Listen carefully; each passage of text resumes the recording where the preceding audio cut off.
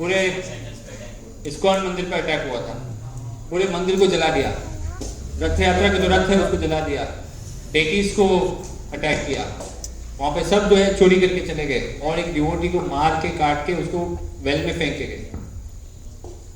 Next, और ISKCON में हम क्या कर पा रहे हैं? ज्यादा से ज्यादा हम प्रोटेस्ट कर रहे हैं, और क्या कर सकते हैं?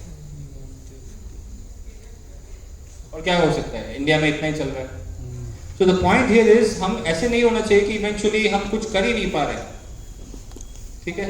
तो ये चीज है कि एक टाइम पे ऐसा संस्कृति जो पूरे दुनिया पे इंपैक्ट करता था, आज डर डर के जीना पड़ रहा है। नेक्स्ट, कश्मीर में फॉर एग्जाम्पल अगर आप चाहें, इस्कॉन डिवोटीज कश्मीर से पूछ के देखिए कि क्या वो ओपन में हरिनाम संकीर्तन कर पाएंगे? ओपनली भगवान के नाम जप करके कश्मीर में जा सकते हैं। भारत में देख लीजिए, पाकिस्तान अफगानिस्तान को छोड़िए, इवन इंडिया में कश्मीर में और कुछ केरला में कुछ रीजन्स में इट्स नॉट पॉसिबल। ये है मार्तांड सूर्यदेव मंदिर, बहुत पुराना है, बहुत बहुत हजारों साल पुराना है। ये भी हमारा कल्चर डिस्ट्रॉय हुआ। नेक्स्ट,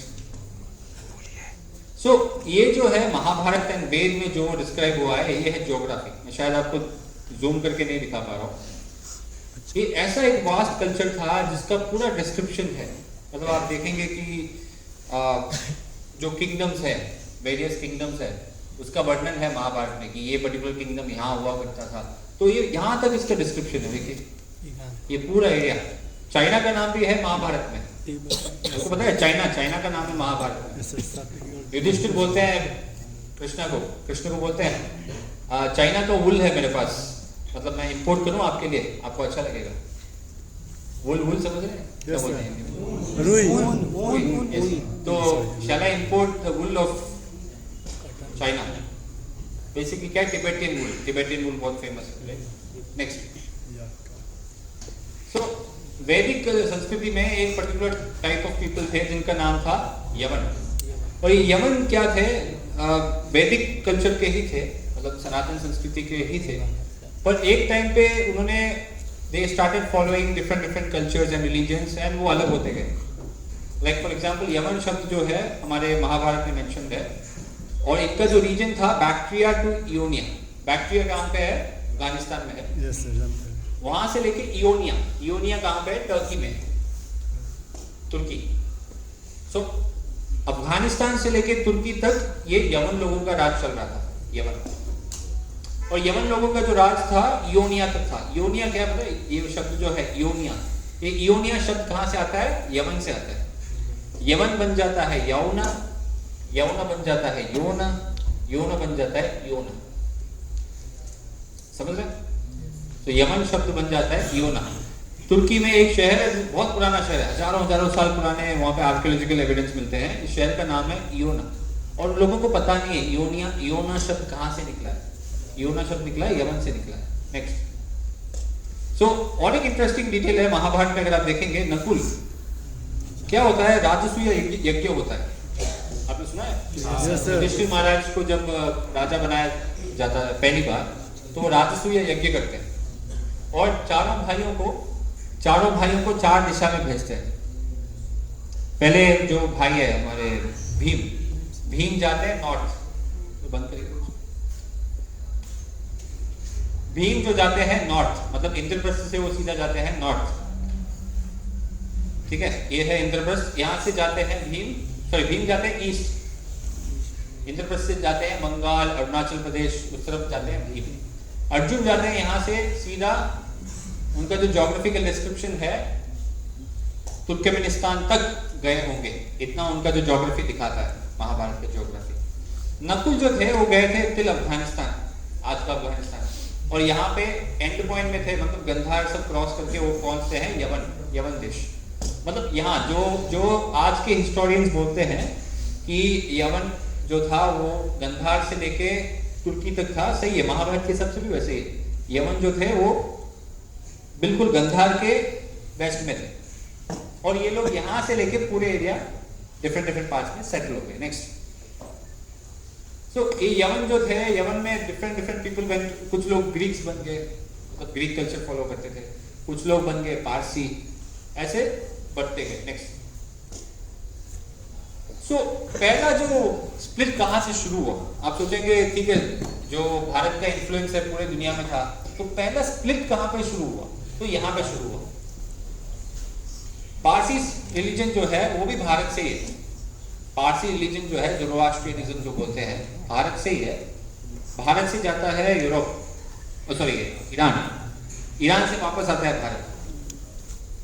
मतलब हजारों साल पहले पारसी लोग यहाँ से भारत से जाते हैं ईरान, और ईरान में उनको टॉर्चर किया जाता है तो भारत वापस आ जाते हैं। यही है इनका हिस्ट्री। तो ईरानियन हिस्ट्री में उनके बुक का नाम है ज़ेंडवेस्टा। ठीक है, ज़ेंडवेस्टा में एक इंटरेस्टिंग एक एविडेंस आप देख सकते हैं। नेक्स्ट पे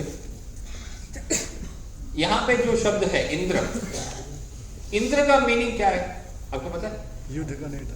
इंद्र मतलब इंद्र एक पर्सन का नाम है, मतलब देवता। ठीक है, बट इंद्र जनरली देखिए मैं बोल रहा हूँ यतीन्द्र अगर बोलो मतलब सन्यासी इसमें श्रेष्ठ। इंद्र मीन्स जो श्रेष्ठ है, जो राजा है, जो बेस्ट है। ठीक है, और इन अदर वर्ड्स इंद्र जो है वो एक देवता है। तो जो देवता टाइप का पर्सन है इंद्र, जिसका मीनिंग देवता टाइप का होता है, पारसी कल्चर में क्या होता है, इंद्र शब्द का बुरा मीनिंग है। मतलब इंद्र शब्द अगर पारसी लैंग्वेज में आप यूज करेंगे, इसका मीनिंग है असुर। समझ रहे हैं? यहाँ का देवता बन गया वहां का असुर।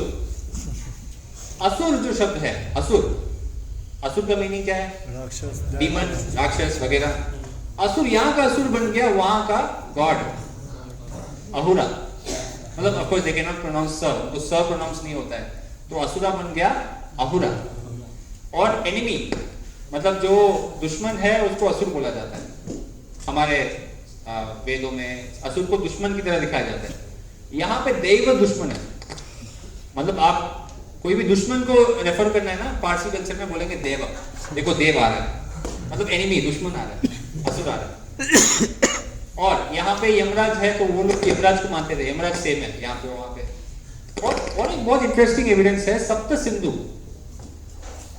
जो लोग बोलते हैं ना आर्यन इन्वेशन थ्योरी, आर्यंस बाहर से आए हैं, आर्यंस यहाँ से नहीं है, आर्यंस ये है वो है, बट अगर आप देखेंगे पारसी लोग क्या बोल रहे हैं, पारसी लोग के एंशिएंट 3000-3500 साल पुराने बुक्स हैं ये, ज़ेंडवेस्टा वगैरह, उसमें क्या बोला है कि पारसीज के 16 होमलैंड है। 16 होमलैंड। होमलैंड अभी क्या होता है? होमलैंड पता है क्या होता है? जहाँ से बिलोंग करते जहाँ से हमारा नेटिव है, हमारा एंसेस्ट्री करेक्ट होता है। Yes sir. तो वैसे 16 होमलैंड है पारसीज का। उसमें एक होमलैंड है जिसका नाम है हप्त हिंदू। अभी हप्त हिंदू क्या होता है? सप्त सिंधु का ही नाम है। सप्त सिंधु, क्योंकि क्या होता है पारसी लैंग्वेज में बहुत बार स का जो शब्द है प्रोनाउंस नहीं होता है, तो सप्त सिंधु बन गया हप्त हिंदू। तो पारसी बुक्स में ये भी लिखा है कि पारसी लोगों का 16 होमलैंड्स है, मतलब 16 नेटिव प्लेसेस है, उसमें एक नेटिव प्लेस का नाम है हप्त हिंदू, विच इज बेसिकली सप्त सिंधु। तो यहां से गए हैं, भारत से गए हैं, तो वहां से ग्रीक्स को इन्फ्लुएंस करते हैं लोग, ग्रीक्स एंड रोमन्स इन्फ्लुएंस होते हैं, फिर ऐसे डिफरेंट कल्चर्स इन्फ्लुएंस होते जाते हैं। तो ये पहला भारत सनातन संस्कृति या भारत की संस्कृति से पहला एक विपक्ष या पहला ब्रांचिंग यहाँ से शुरू होता है। नेक्स्ट, तो सरस्वती जो है वहां पे बन जाता है हरकवती। वहां पे पुण्य नदी एक है उनके लिए, जिसका नाम है हरकवती। सरायु नाम का यहाँ पे नदी है, तो उन्होंने वहां पे एक नदी का नाम रख दिया हरायु। सप्त सिंधु बन गया हप्त हिंदू, और सिंधु बन गया हिंदू। तो आपने सोचा होगा हिंदू शब्द कहाँ से निकला? सिंधु शब्द से निकला, बिकॉज वो लोग स प्रोनाउंस नहीं कर पाते। और ये हिंदू शब्द कहीं पे भी आप वेद में कहीं पे भी देख नहीं पाएंगे, तो यहीं से शुरू हुआ है। वृत्रागना एक देवता थे, तो यहाँ से बन गए वृत्रागना। तो ऐसे, तो ये क्लियरली ये दिखाता है कि भारत से गए थे पारसीज, तो वहां से दूसरे कल्चर क्रिएट होते गए। और ये जो लैंड ऑफ 7 रिवर्स है सप्त सिंधु, इसका आर्कियोलॉजिकल एविडेंस भी है। सप्त सिंधु कॉन्सेप्ट का आर्कियोलॉजिकल एविडेंस भी है, पुरातत्व एविडेंस भी है। जैसे फॉर एग्जांपल ये देखिए इंडस वैली सिविलाइजेशन है, यहाँ पे कुछ पूजा पद्धति चल रहा है। देखिए कोई पर्टिकुलर देवता है, उसका यहाँ पे हम देख पाएंगे एक जैसे वर्शिप टाइप, और नीचे जो है 7 पर्सनालिटीज खड़े हैं, 7 पर्सनालिटीज खड़े हैं। तो ये 7 पर्सनालिटीज, कुछ लोग मानते हैं कि ये सप्तऋषि हैं, कुछ लोग बोलते हैं 7 नदियों का डिपिक्शन है। कोई भी देखा जाए सप्त सिंधु कॉन्सेप्ट जो है बहुत पुराना है, और इंद्र के जो 7 मदर्स भी थे, तो ये भी हो सकता है कि 7 मदर्स हैं। Next slide. तो भारत का जो कल्चर था बहुत बहुत बहुत इन्फ्लुएंशियल था, इतना इन्फ्लुएंशियल कि हर कोई, अगर अब देखिए यहाँ पे डिवोटी विदेश से बैठे हैं। प्रभु जी, विच कंट्री और फ्रॉम? विच कंट्री और फ्रॉम? साइबेरिया। ये साइबेरिया से हैं, ठीक है। तो आप सोचेंगे कि ये विदेश से जो डिवोटी बन रहे हैं इस्कॉन में, ये तो अभी शुरू हुआ है, ये तो अभी शुरू हुआ है। नहीं तो ऐसे थोड़ी ना था कि हजारों साल पहले विदेशी लोग भक्त बनते थे भगवान के। ये तो अभी शुरू हुआ है, नया क्रिएशन है। इस्कॉन हरे कृष्ण लोगों का कुछ तंत्र मंत्र कुछ चलता है, कन्वर्शन कर लेते हैं कैसे कैसे की, आपके माइंड में आता होगा। पर ऐसा नहीं है। जो विदेशी भक्त का जो कॉन्सेप्ट है वो बहुत पुराना है। मतलब विदेशी भगवान के भक्त, कृष्ण भक्त या इवन लॉर्ड शिवा के भक्त, वैदिक संस्कृति फॉलो करने वाले जो विदेशी थे, बहुत पुराना है, बहुत पुराने टाइम से चला आ रहा है। जैसे फॉर एग्जाम्पल ये देखिए, ये है हीलियोडोरस कॉलम। हीलियोडोरस कॉलम, ये हीलियोडोरस कौन है? ये एक ग्रीक ट्रैवलर है। ग्रीक ट्रैवलर गंधार से आ रहे हैं, तक्षशिला से आ रहे हैं। तो ये क्या करते हैं, वो बोलते हैं कि अपने इस पिलर में बेसिकली क्या हो रहा है, एक जगह है जिसका नाम है बेसनगर। ये पड़ता है विदिशा में, यहाँ से पास में होगा। कितना दूर है यहाँ से? लगभग 60 किलोमीटर अप्रोक्सीमेटली विदिशा। विदिशा में ही है। आप कोई देखना चाह रहे हैं, देख सकते हैं। विदिशा में है। बहुत पुराना पिलर है, बहुत पुराना, 2400 साल पुराना पिलर है। इस पिलर में ये लिखा है कि ये जो पिलर है, मतलब पिलर में लिखा है कि ये जो पिलर है इसका नाम है गरुड़ पिलर। मतलब गरुड़ का ऊपर गरुड़ बैठे हैं, वो पिलर कार्य हुआ है। और ये मैं गरुड़ पिलर बनाया हूं किसके लिए? वासुदेव, जो देवों के देव हैं, मतलब कृष्ण जो देवों के देव हैं। ये कंस्ट्रक्ट हुआ है बाय हीलियोडोरा। हीलियोडोरा, ग्रीक ट्रैवलर हीलियोडोरस, उसका मतलब ग्रीक में बोलेंगे हीलियोडोरस। अपने को क्या बोल रहा है? भागवत बोल रहा है, मैं भागवत हूं। भागवत हीलियोडोरस बोल रहा है, मैं भागवत हूं, मैं भक्त हूं भगवान का। भक्त कोई बुरा बात नहीं है, फॉरेनर्स पहले से भक्त हैं, ठीक है। तो मैं भागवत हीलियोडोरस हूं और मैं डियोन नाम का एक पर्सन का, मतलब एक व्यक्ति का बेटा हूं।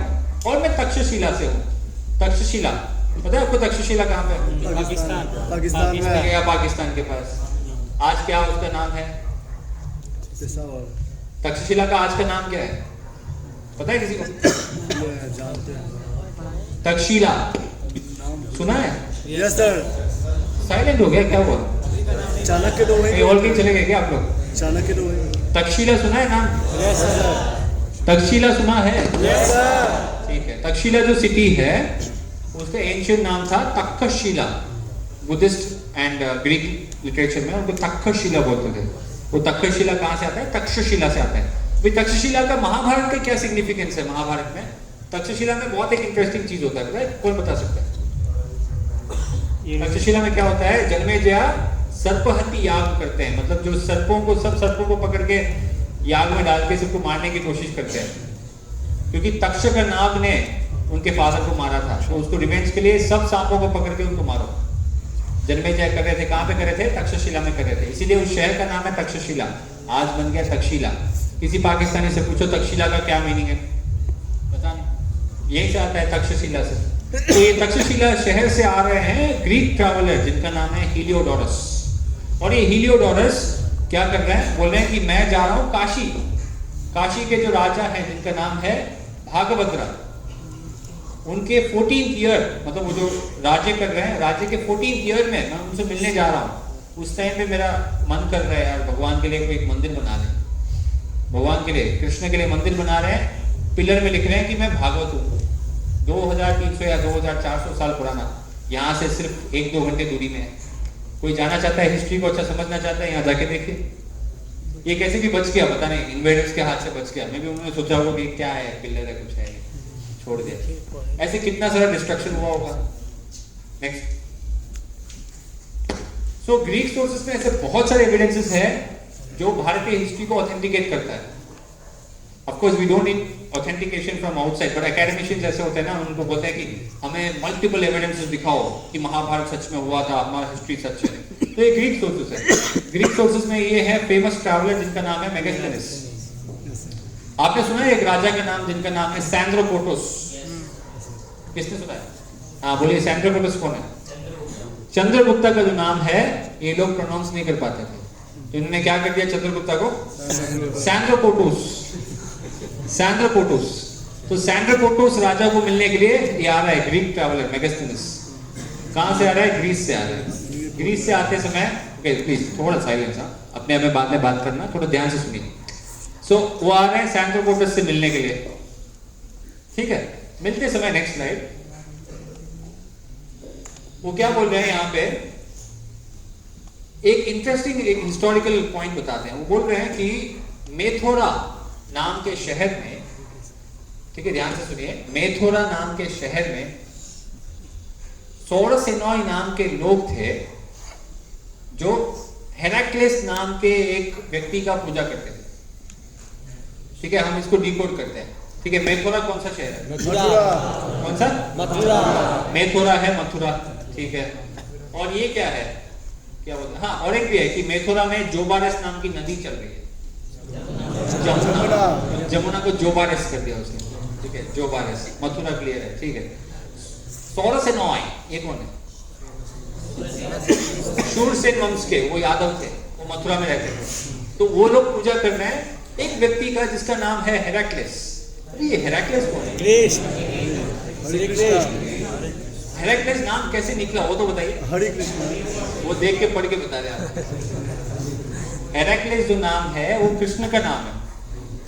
हरि, ठीक है, हरि जो सौरसेनॉय कुल के ईश हैं, ध्यान से सुनिए, हरि जो सौरसेनॉय शूरसेन कुल के जो ईश हैं, हरि जो शूरसेन कुल के जो ईश हैं, हरि कुल ईश, वो हरि कुल ईश संस्कृत में बन जाता है, ग्रीक में क्या हो जाता है? हेराक्लेस।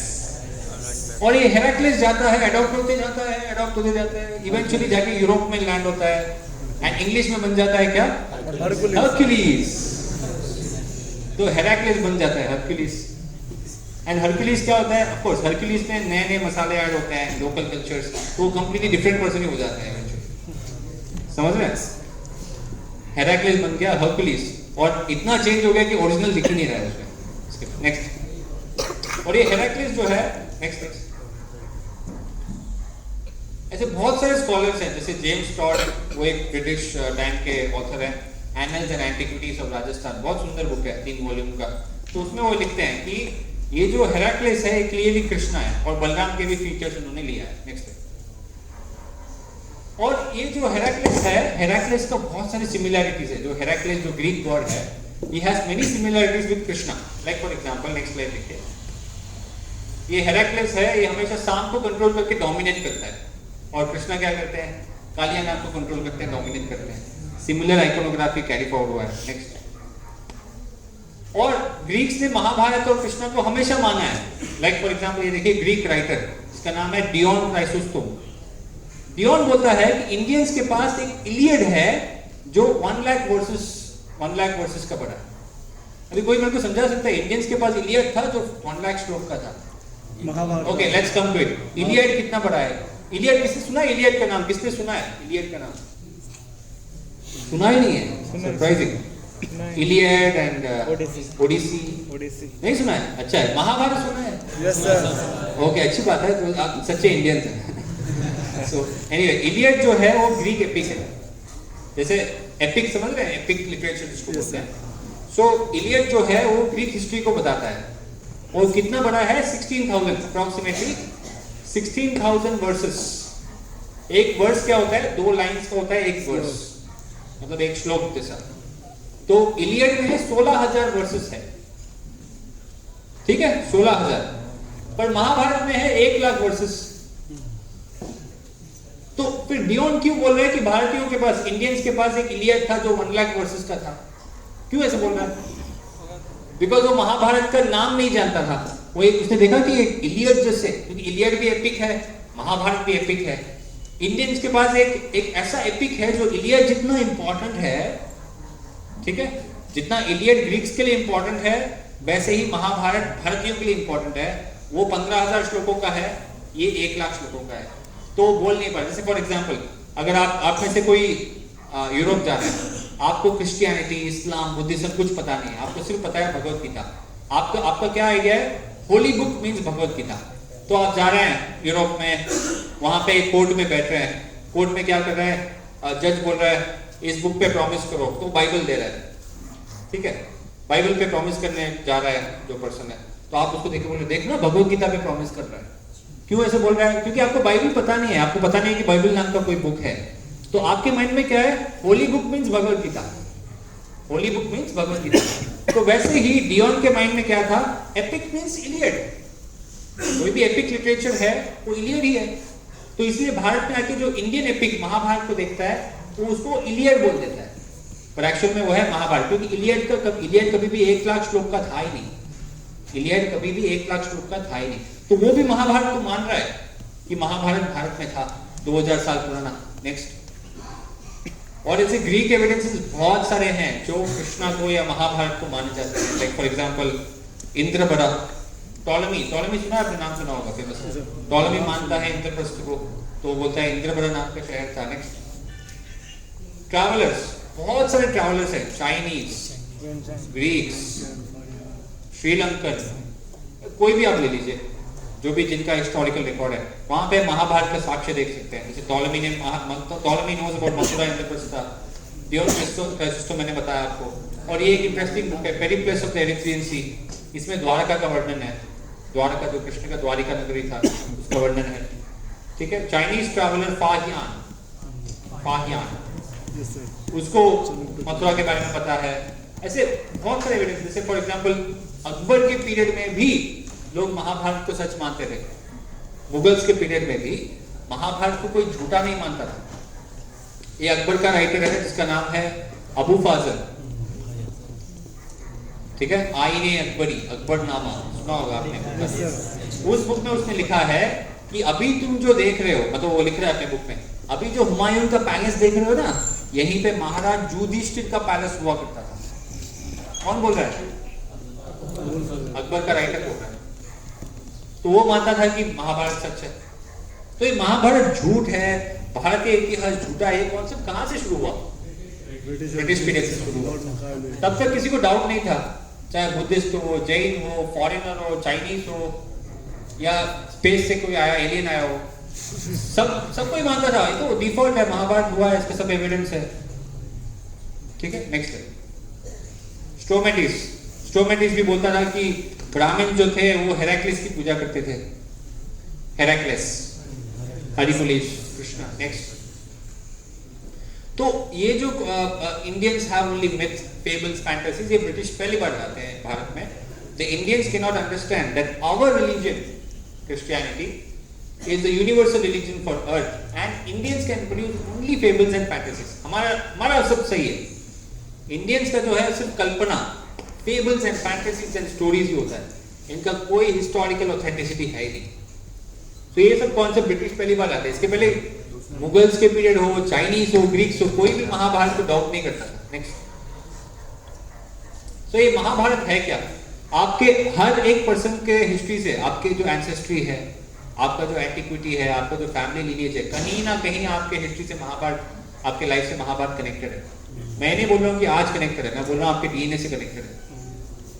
आपको ये बताऊंगा। नेक्स्ट, तो महाभारत जो है it is a vast encyclopaedia of information. इसमें पॉलिटिक्स है, इसमें नीति शास्त्र, स्पिरिचुअलिटी जैसे Bhagavad Gita, ethnic data, geopolitics, astronomy, astrology, इतने सारे फील्ड्स ऑफ इंफॉर्मेशन एक ही बुक में कंप्राइज है। शायद ही दुनिया में ऐसा एक पुस्तक हो जिसमें इतने सारे फील्ड्स ऑफ इंफॉर्मेशन एक ही बुक में आया होगा, सिर्फ एंड सिर्फ महाभारत। नेक्स्ट, तो मेरा एक अभी मैं एक शॉर्ट इंट्रोडक्शन देने वाला हूँ महाभारत के बारे में कि महाभारत कैसे हुआ था। इसके एक शॉर्ट हम फ्यू मिनट्स में एक क्लिपिंग चलाने वाले हैं, इसमें आपको बताएंगे कि महाभारत के एविडेंस कहाँ कहाँ पे पाए जा रहे हैं।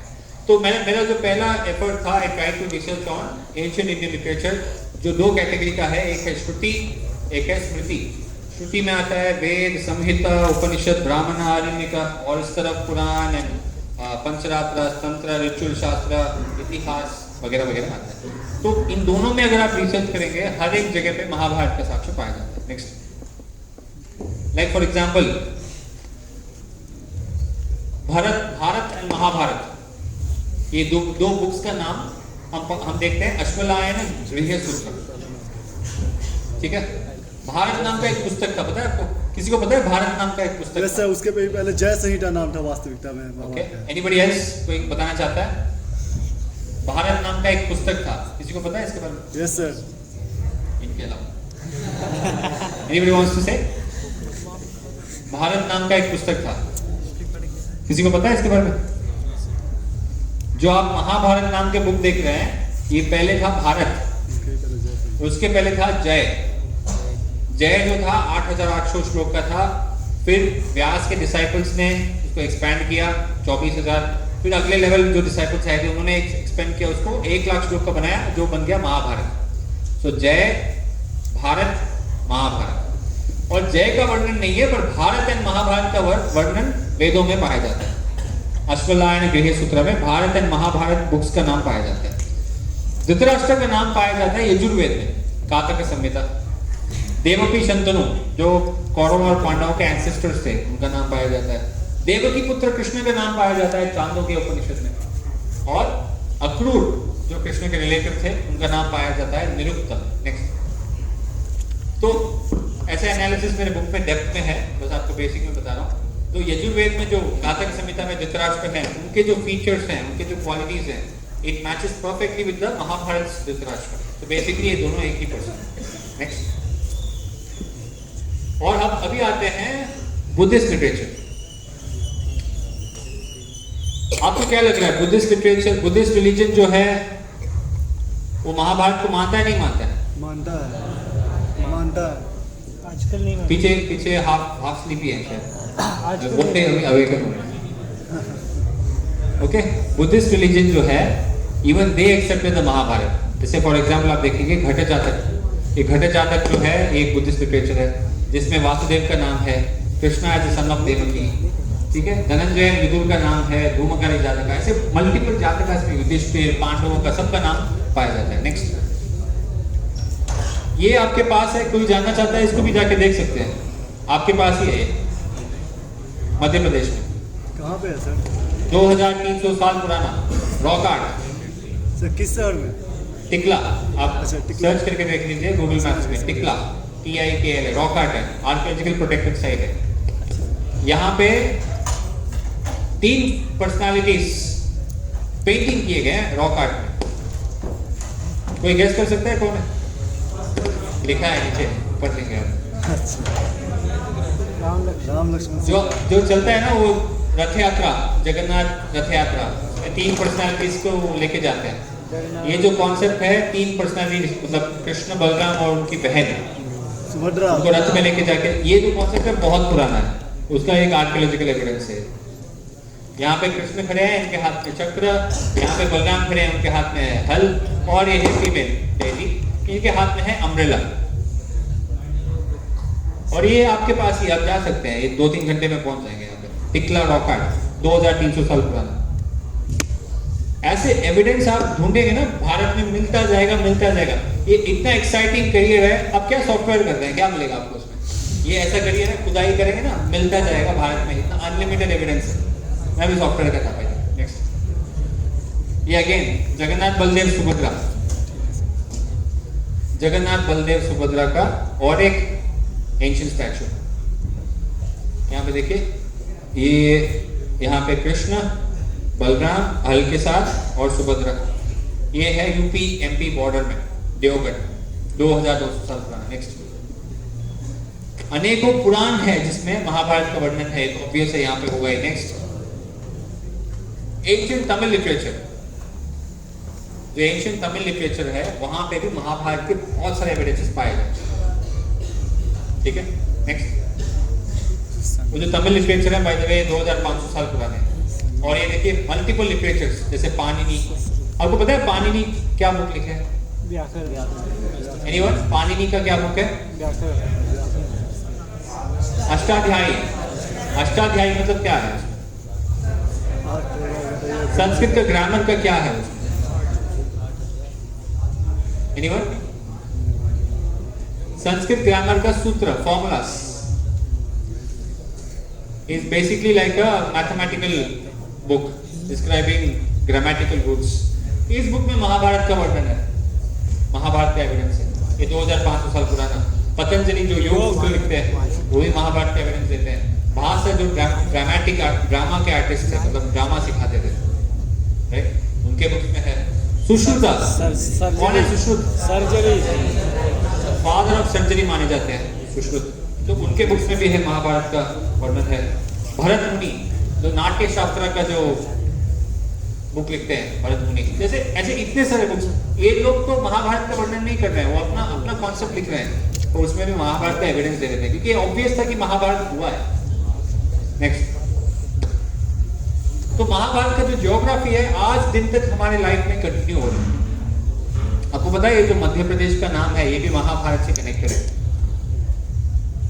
मध्य देश, विंध्या माउंटेन्स है, ये भी महाभारत में है। गंगा ये भी है, यमुना तो हो गई। तो जो भी रिवर्स आप देख रहे हैं, रीजन्स देख रहे हैं, कर्नाटक, पता है कर्नाटक का नाम महाभारत में है, केरल का नाम महाभारत में है, कश्मीर का नाम महाभारत में है। कुछ लोग कश्मीर को क्लेम कर रहे हैं, कश्मीर का नाम महाभारत में है, ठीक है। इनफैक्ट वो पूरा कंट्री महाभारत में है, ठीक है। तो महाभारत में ऐसे कंट्रीज, डायनेस्टीज, सिटीज, रीजन्स, ये पूरा वर्णन है ज्योग्राफी। हम सबका हिस्ट्री महाभारत से कनेक्ट होता है। अगर आप महाभारत को ठीक से पढ़ लेंगे, आपका पूरा अस्तित्व, अंडरस्टैंडिंग, आइडेंटिटी क्लियर हो जाता है। नेक्स्ट, तो महाभारत में टोटल 363 किंगडम्स का वर्णन है। ओके, थोड़ा प्लीज बात मत करिए, तो बीच में थोड़े लोग कुछ बात कर रहे हैं, डाइवर्शन हो रहा है। एक्सक्यूज मी प्लीज, थोड़ा साइलेंस। बस हो गया 10 मिनट और 15 मिनट, ज्यादा नहीं होगा, ठीक है। महाभारत में टोटल 363 किंगडम्स का वर्णन है। कितने? 363। उसमें से पांडवों के साइड में 26, कौरवों के साइड में 45 और न्यूट्रल रहते 5, और 287 का कोई वर्णन ही नहीं है।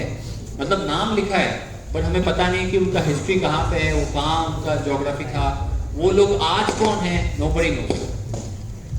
क्यों? क्योंकि वहां पे सिविलाइजेशन डिस्ट्रॉय हो चुका है, समझ रहे हैं ना, वहां पे सिविलाइजेशन डिस्ट्रॉय हो चुका है, तो 287 ट्रेस नहीं हो पा रहा। मतलब पूरे जो इंडियन सब कॉन्टिनेंट है, साउथ एशिया, उसका पूरा हिस्ट्री ये 78 में आ जाता है, मतलब 26 + 45 + 5 में आ जाता है। तो बाकी जो 287 है किंगडम्स का नाम, नोबडी नोज वो कौन है, क्या है, कहां पे रहते थे, आज कौन है, किसी को पता नहीं। नेक्स्ट, तो ये सब है महाभारत के किंगडम्स का वर्णन जो मैं पहले बताया था। Next slide. तो ऐसे अगर आप कोई, मैं बेसिकली आपको एक इन्विटेशन दे रहा हूँ इस प्लेटफॉर्म पे कि अगर आप पार्ट टाइम भी हो, not saying that full time इसको करना जरूरी है, एक एक्साइटिंग करियर चाहते हैं लाइफ में, चाहते हैं कि कुछ इंटरेस्टिंग करें देश के लिए, अपने करियर के लिए, सनातन धर्म के लिए, राइट। तो ये ऐसा करियर शायद ही आपको कहीं मिलेगा। हिस्टोरिकल रिसर्च, ये जो है द्वारका, बहुत लोग बोलते हैं कृष्णा झूठ है, महाभारत झूठ है, हुआ नहीं था। फिर क्या हुआ यहाँ पे 1990s में archaeological survey of India team जाती है और अपना जो डिवाइसेस यूज करके सोनार टेक्नोलॉजी से अंदर डिटेक्ट करने की कोशिश करती है। क्या मिलता है पानी के नीचे? Next slide. तो ये देखिए, ये वेस्ट कोस्ट ऑफ गुजरात है, ये पूरे वेस्ट कोस्ट ऑफ गुजरात में पूरा एक्सकवेशन उन्होंने नहीं किया, सिर्फ छोटा सा एरिया है, देखिए शेडेड एरिया है ना। जो वीडियो रिकॉर्ड करे प्लीज वीडियो यहीं पे ऑफ कर देना, क्योंकि ये सब कॉपीराइटेड मटेरियल है, तो it's not good to show it in public, के अपलोड करना अच्छा नहीं है, तो अभी से थोड़ा रिकॉर्ड मत करिए, ठीक है। ये जो है यहाँ पे देखिए वेस्ट कोस्ट ऑफ गुजरात, यहाँ पे देखिए इतना ही एक्सकवेशन हुआ है, इतना ही एक्सकवेशन हुआ है। आप समझ रहे हैं कितना वास्ट एरिया है। देखिए ये बेट द्वारका है और ये है मॉडर्न सिटी ऑफ द्वारका, इतना पोटेंशियल एरिया है, उन्होंने सिर्फ एक्सकवेशन किया इतना छोटा सा। पता है कितना स्क्वायर किलोमीटर का एरिया है? लगभग 10-15 स्क्वायर किलोमीटर का होगा। नहीं, 1 किलोमीटर भी नहीं है, 1 स्क्वायर किलोमीटर भी नहीं है, 750 स्क्वायर मीटर्स, इतना एरिया एक्सकवेशन हुआ है।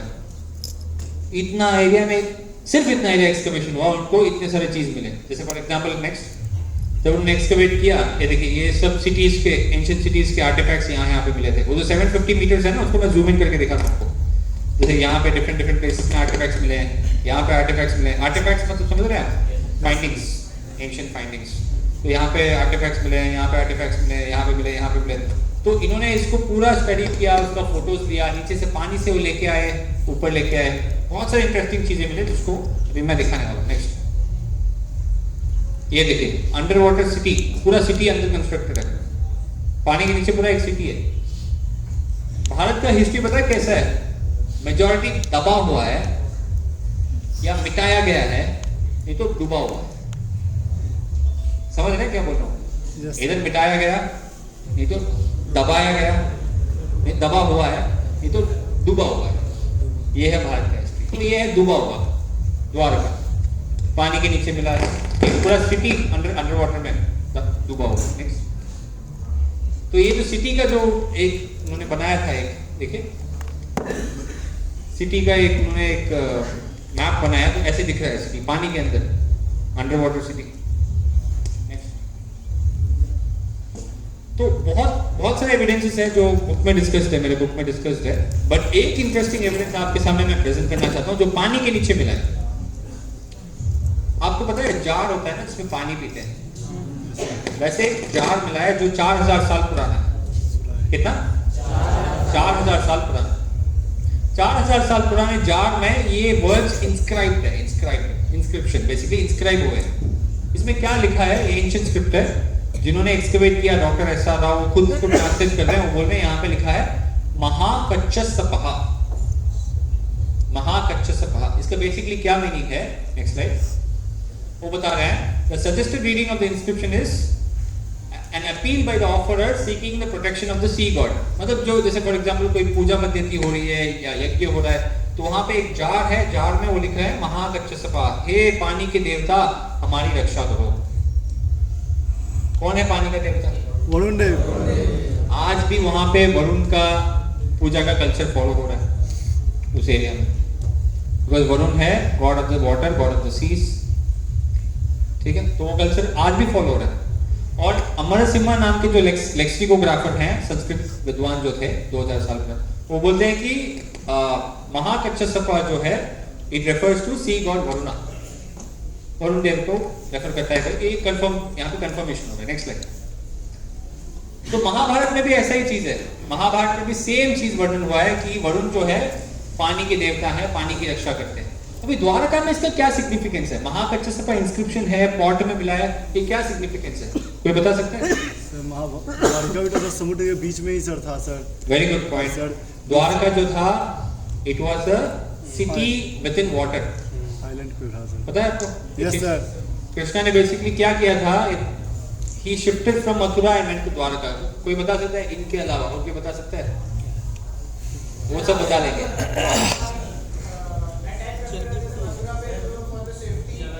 Jarasandh, okay good. जरासंध बार बार अटैक कर रहे थे, तो कृष्णा सोचे कि एक ऐसा जगह चाहिए जहां पे ये तंग नहीं करेगा, और ये एरिया के लिए उन्होंने सिलेक्ट किया था द्वारका। द्वारका बेसिकली क्या था? It was a fort with in water, मतलब पानी के अंदर एक किला, पानी के अंदर एक किला। ठीक है, तो पानी के अंदर से किला कैसे बनाएंगे आप?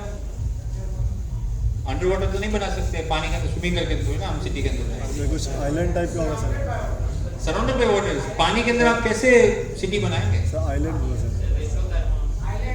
शुगर क्या मतलब मैं पूछ रहा हूँ क्या हुआ था वहाँ पे? पानी हटाया गया। अगर आपको जानते होंगे कि बहुत सारे कंट्रीज में क्या होता है, पानी हटाया, सी लेवल राइज होता है, तो क्या होता है जो कोस्टल बिल्डिंग्स है वो डूब जाते हैं। तो लोग क्या करते हैं, सी के अंदर जाके वहां पे पत्थर वगैरह बहुत सारे रॉक्स डाल के उसको बांध के उसके ऊपर सिटी बनाते हैं। It's basically called as land reclamation. Yes sir. Land reclamation कब होता है? जब आप सी के अंदर से कुछ मुंबई हम लोग लैंड को रिक्लेम करते हैं। कैसे? यू कंस्ट्रक्ट, आप रॉक्स वगैरह रख के लैंड रिक्लेम करके उसके टॉप में सिटी बनाते हैं। द्वारका भी ऐसा एक सिटी था, तो उस सिटी को प्रोटेक्ट करने के लिए हे वरुण देवता हमारी रक्षा करो, क्योंकि पानी के देवता है ना, पानी के बीचों बीच आप बैठे अपना सिटी बना रहे हैं, तो वरुण को बार बार पूजा करते होंगे यस सर। कि सिटी को प्रोटेक्ट करिए। नहीं तो आप कोई कोस्टल राइड पे जा रहे हैं, सी राइड में, नेवल राइड में जा रहे हैं, तो भी वरुण देवता को प्रे करना जरूरी है। तो ये ट्रेडिशन द्वारका में फॉलो होता था। ये महाभारत में लिटरली एविडेंस है, पानी के अंदर ये चीज मिला है। तो महाभारत कैसे झूठ हो गया? नेक्स्ट, ये सेम चीज है, महागच्छ सपा का मैं दिखा रहा हूँ आपको, देखिए इंस्क्रिप्शन जो ओरिजिनल का फोटो यहाँ पे दिखा रहा हूँ। नेक्स्ट, और द्वारका में आईडी कार्ड भी फॉलो होता था।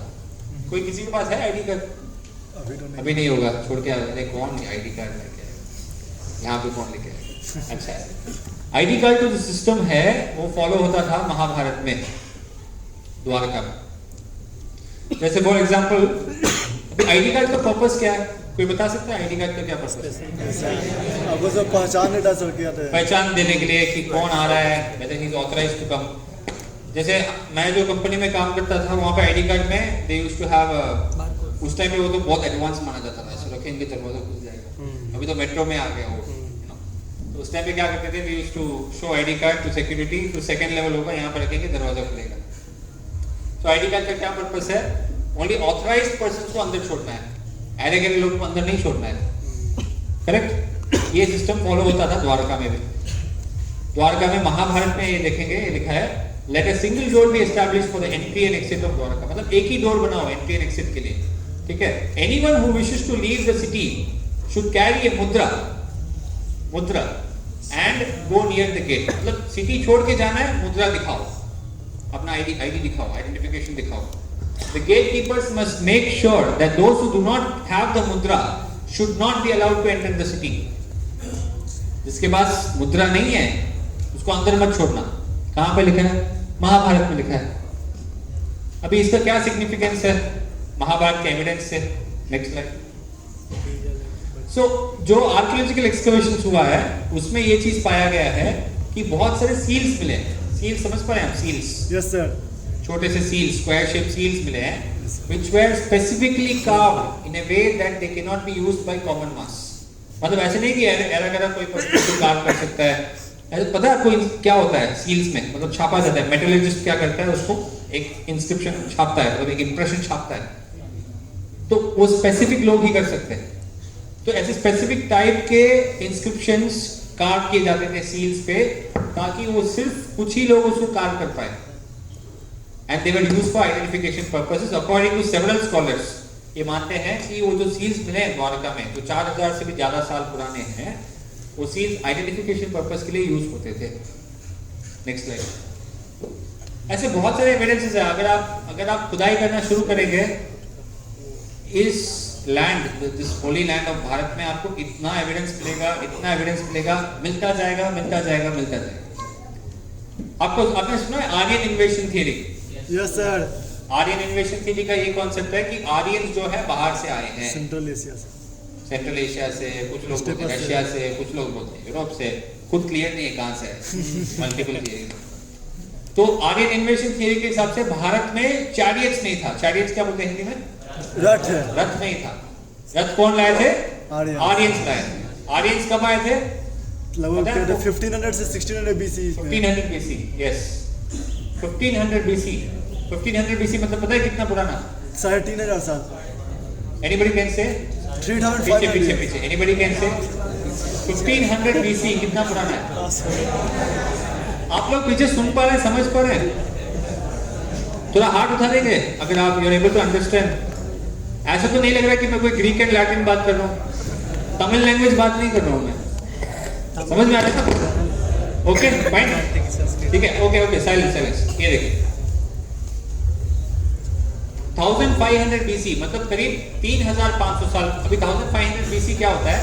यहाँ से 2023 साल पीछे जाएंगे तो मिलेगा जीरो से, और 1500 साल पीछे जाएंगे तो मिलेगा 3500 BC अप्रोक्सीमेटली, मतलब 2000 प्लस 1500, 3500 साल पहले। तो आर्यन इन्वेशन थियरी के मुताबिक ये बोला जाता है कि आर्यंस भारत में चैरियट, रथ लेके आए थे कब? 1500 BC में। उसके पहले भारत में रथ नहीं था, चैरियट्स नहीं था। अभी ये रिसेंटली मिला है एक्सकवेशन में, सिनौली बोलते हैं, मनोज बाजपेयी का निकला था ना डिस्कवरी में, आपने देखा होगा, डिस्कवरी प्लस में निकला, राइट। ये जो रथ है 1900 या 2000 BC, मतलब करीब 4000 साल पुराना। 4000 साल पुराना रथ भारत में मिला, उत्तर प्रदेश में मिला। तो लगा आर्यन इन्वेशन थ्योरी को जोर से। तो ये पॉइंट है कि जो ब्रिटिश कॉलोनियल्स थे और आज भी जो वेस्टर्न स्कॉलर्स है, उनका पूरा एजेंडा है भारत का हिस्ट्री पुराना नहीं है, एडवांस नहीं है, हम लोग ही एडवांस थे। और भारत का कोई वास्तविक इतिहास हो नहीं सकता है, जो भी है कचरा है, नहीं तो मिथोलॉजी है, फेबल्स है, फैंटेसीज है। पर आर्कियोलॉजी में जितना आप काम करेंगे और एंड और मिलता जा रहा है। नेक्स्ट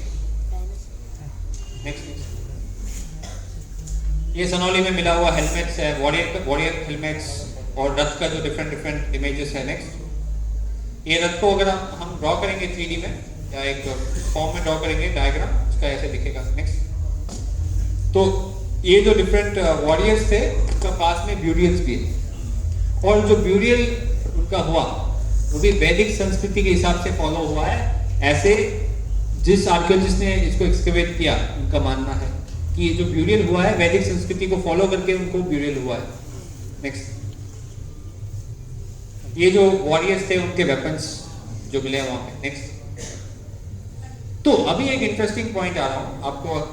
आप सोचेंगे इतना एविडेंस है और भारत का इतिहास इतना पुराना है, हमें एविडेंस मिलता क्यों नहीं है?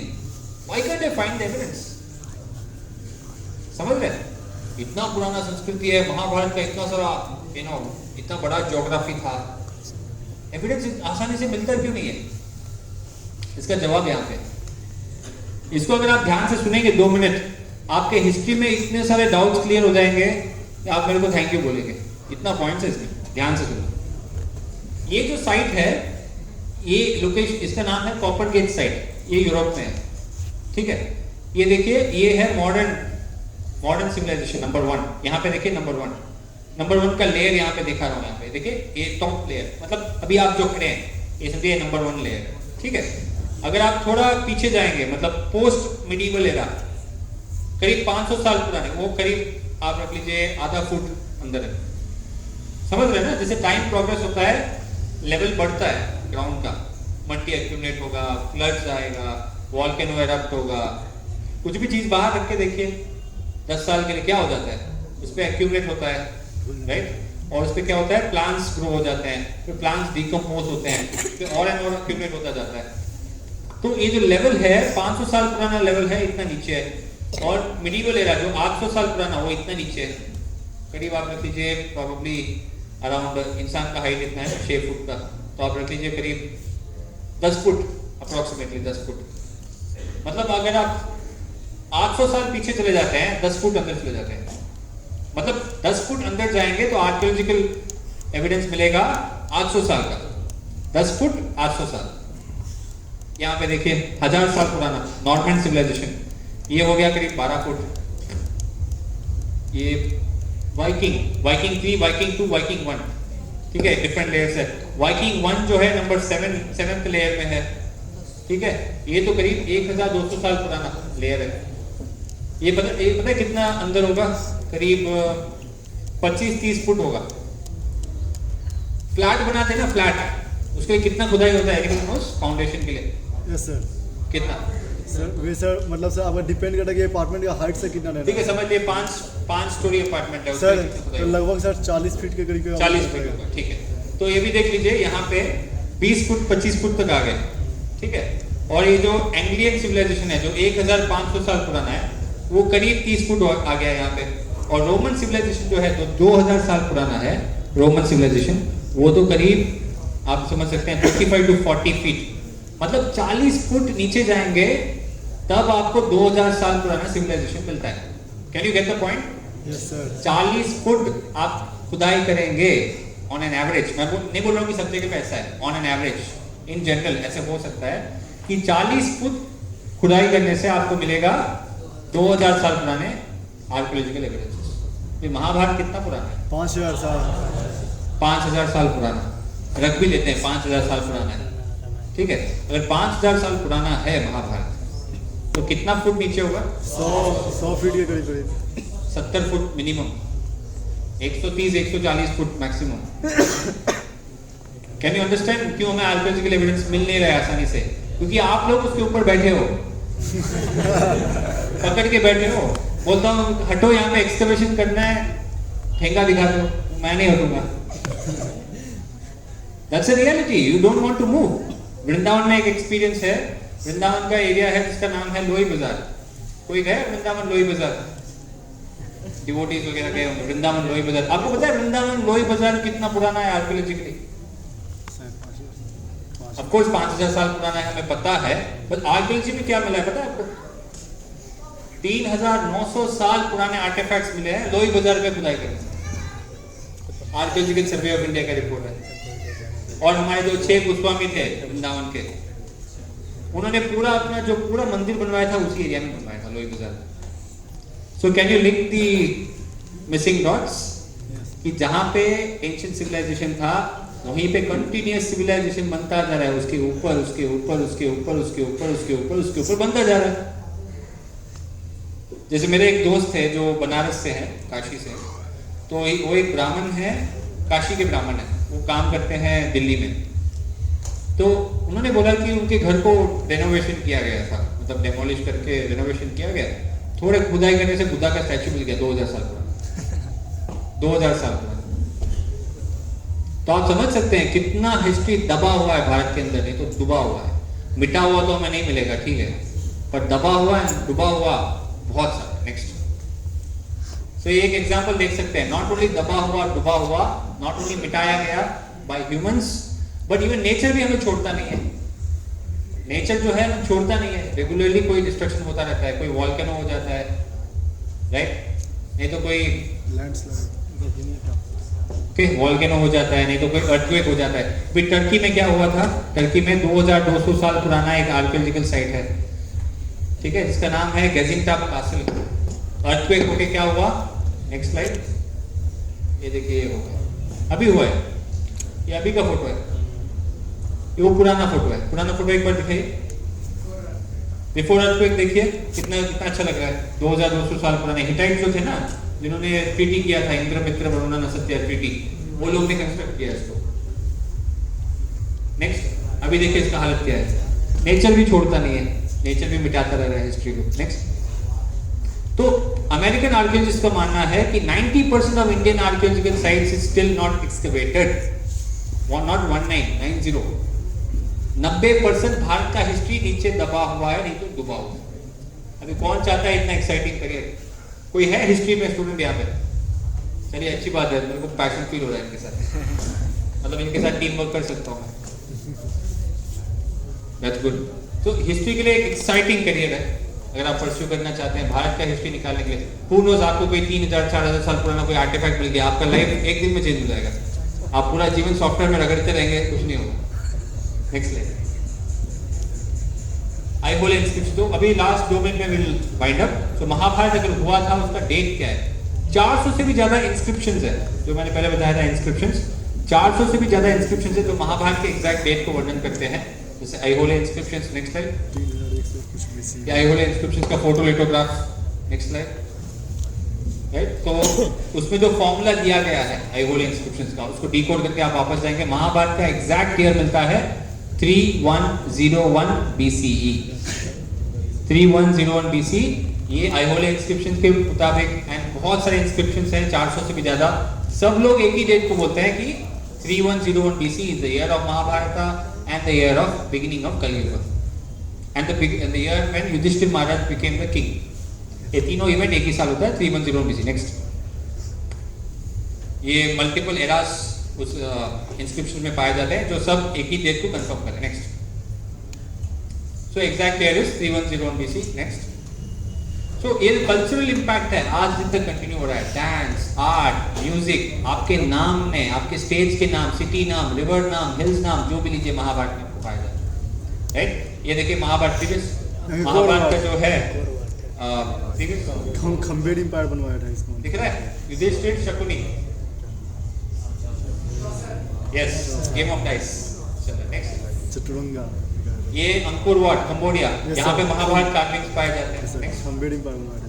ये Bheeshma like on the bed of arrows. Next, ये इंडोनेशिया का वयांग पपेट्री, जिसमें महाभारत की चीज को पपेट्री के फॉर्म में वो प्ले करते हैं, रेगुलरली उनका फेस्टिवल होता है। नेक्स्ट, ये चाइना में मिला हुआ 1800 इयर्स पुराना कारपेट है, वॉल कारपेट, जिसमें कृष्णा के जो बाल्य लीलाएं हैं बहुत सारे, वो पेंटिंग में दिखाए गए। नेक्स्ट, तो ऐसे बहुत सारे एविडेंसेस हमने कलेक्ट करके इस बुक पे प्रेजेंट किया है, और ये बुक अभी तक लॉन्च भी नहीं हुआ है। आपके लिए स्पेशल हम लाए हैं यहाँ पे। जो भी ये बुक लेना चाहता है, लिमिटेड कॉपीज हमारे पास है, यू कैन विजिट मी, से बात कर सकते हैं, बुक ले सकते हैं। Next slide. इसमें 300 से भी ज़्यादा प्रीवियस इसमें 300 से भी ज़्यादा एविडेंसेस है। Previous slide. 300 से भी ज़्यादा एविडेंसेस, 1000 से भी ज़्यादा रेफरेंसेस दिया गया है, और ये एस्टैब्लिश करता है कि हमारा जो इतिहास है महाभारत, वो वास्तव में हुआ था, झूठा नहीं है। नेक्स्ट। सो अगर आप हिस्ट्री में नहीं सीखेंगे, हिस्ट्री पता है बहुत बड़ा टीचर है, बहुत इंपॉर्टेंट टीचर है। अगर आप हिस्ट्री से सीखते नहीं है, दोस्त do not remember the past are condemned to repeat it. अगर आप पास्ट से लेसन्स नहीं ले पा रहे हैं, तो आप मान लीजिए फ्यूचर में गलती फिर से होने वाली है। क्योंकि next slide, a generation which ignores history has no past and no future। फिर से बोल रहा हूं, ध्यान से सुनिए। a generation which ignores history has no past and no future। कैसे नो पास्ट? बिकॉज हिस्ट्री को इग्नोर कर दिया तो पास्ट तो मिट जाएगा, नो पास्ट। उसका फ्यूचर भी अच्छा नहीं होगा। क्यों? वो तो अनाथ है, उसको पता ही नहीं वो कहां से आया, उसका क्या अस्तित्व है, उसको क्या होने वाला है, कुछ नहीं पता है। So please do not become a generation which ignores history. आपका पास्ट तो होगा ही नहीं वैसे, और आपका फ्यूचर भी नहीं होने वाला है। You will be like an orphans, उसको पता नहीं है आपका क्या अस्तित्व है, कहां से शुरू हुआ, मैं कौन हूं, कहां से मेरा हिस्ट्री कनेक्ट होता है, आइडेंटिटी कहां से कनेक्ट होता है, कुछ पता नहीं। सो ऐसे सिविलाइजेशन मत बनिए, क्योंकि ऑलरेडी पाकिस्तान, अफगानिस्तान, ये लोग पूरा अपने हिस्ट्री से डिस्कनेक्टेड है। उनको कोई पास्ट भी नहीं है और उनके लिए कोई फ्यूचर भी नहीं है। आप भी ऐसे मत नो योर रियल हिस्ट्री। आपका जो कल्चर है, भगवत गीता, महाभारत, जो हमारे ग्रेट संस्कृति है, जो पूरे दुनिया से लोग आते थे यहाँ पे पढ़ने के लिए, उसको समझने के लिए, तो उसको छोड़िए मत। ठीक है, try to understand. Next slide. तो पूरे दुनिया के लोग महाभारत को मान रहे हैं, भगवत गीता को मान रहे हैं, बट हम हैं जो हमेशा डाउट करते हैं। Next slide. सो अगर आप में से करियर इन्विटेशन, अगर आप में से कोई चाहता है कोई इंटरेस्टिंग करियर, रिसर्च ओरिएंटेड, ठीक है, जो हिस्ट्री को स्टडी करे, बुक्स लिखना चाहता है, या आर्कियोलॉजी पे काम करना चाहता है, ठीक है, ऑफकोर्स उसके लिए आर्कियोलॉजी का हमें डिग्री भी चाहिए, बट आर्कियोलॉजी पे हम रिसर्च कर सकते हैं, आर्कियोलॉजिकल स्टडी कर सकते हैं। तो कोई भी ये करना चाहता है, फ्री टू कॉन्टैक्ट अस। हमारे ऑर्गेनाइजेशन से आप कॉन्टैक्ट कर सकते हैं। We are dedicated for only this purpose, इतिहास को निकालना। ठीक है, so thank you so much for your opportunity।